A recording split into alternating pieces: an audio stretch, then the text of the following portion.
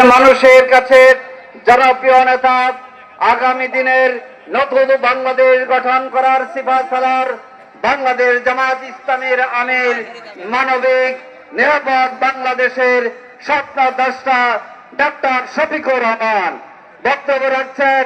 Doctor Shafiqur Rahman, নারায়ে তাকবীর, নারায়ে তাকবীর।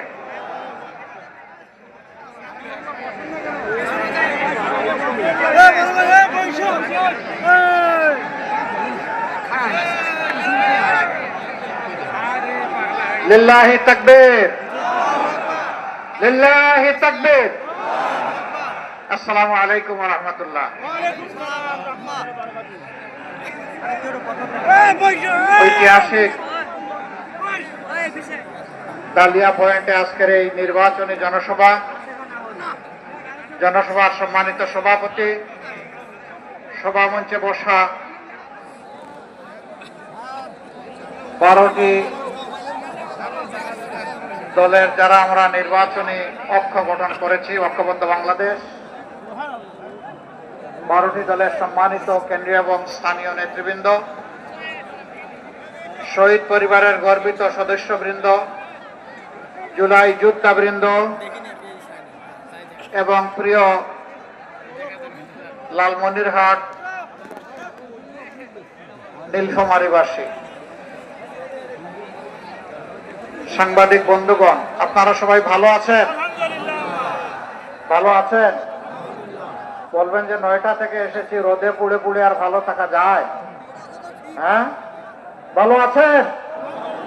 আলহামদুলিল্লাহ, আলহামদুলিল্লাহ। আমি সংক্ষেপে কিছু কথা আপনাদের কাছে আমানত হিসাবে রাখতে চাই। আপনারা সেই আমানত ধারণ করার জন্য প্রস্তুত আছেন? আলহামদুলিল্লাহ। আমি গভীর শ্রদ্ধার সাথে স্মরণ করছি যাদের কারণে, যাদের লড়াই, যাদের জীবনদান আজকে আমাদেরকে এখানে এসে হাজির হওয়ার তৌফিক দিয়েছেন, সেই সমস্ত জুলাই শহীদ এবং যোদ্ধাদের। এখানে আমরা 4টি ধর্মের মানুষ উপস্থিত আছি বলে আমি বিশ্বাস করি। বাংলাদেশটা সাম্প্রদায়িক সম্প্রীতির একটা চারণভূমি, লীলাভূমি। যুগ যুগ ধরে এখানে আমরা বসবাস করে আসছি অত্যন্ত শান্তিতে, সৌহার্দ্যপূর্ণ পরিবেশ। কিন্তু একদল মতলববাজ মতলব হাসিল করার জন্য মাঝে মধ্যে কিছু দুষ্টামি করে। এদের প্রতি আমাদের একদম স্পষ্ট বার্তা, এই বাংলাদেশকে আগামীতে আর আমরা বিভক্ত করতে দিব না ইনশাআল্লাহ।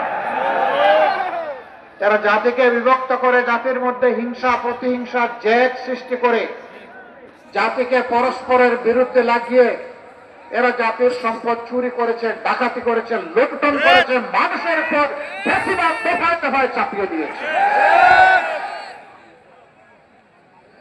এই মতলববাজ রাজনীতির এখন কবর রচনার সুযোগ এসেছে। 12 তারিখের এই নির্বাচন কোন সাধারণ নির্বাচন না। স্বাধীনতার পর থেকে 54টি বছর যারা জাতির সাথে ধোঁকাবাজি করেছে, বিশ্বাসঘাতকতা করেছে, বেঈমানি করেছে, এদেরকে লাল কার্ড দেখানোর নির্বাচন।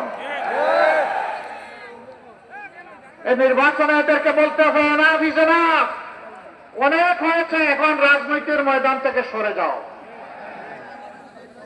রাজনীতির নাম ব্যবসা নয়, রাজনীতির নাম চাঁদাবাজি নয়, রাজনীতির নাম দুর্নীতি নয়, রাজনীতির নাম মামলাবাজি নয়, রাজনীতির নাম মানুষকে কষ্ট দেওয়া নয়, রাজনীতির নাম আমার মায়ের গায়ে হাত দেওয়া নয়।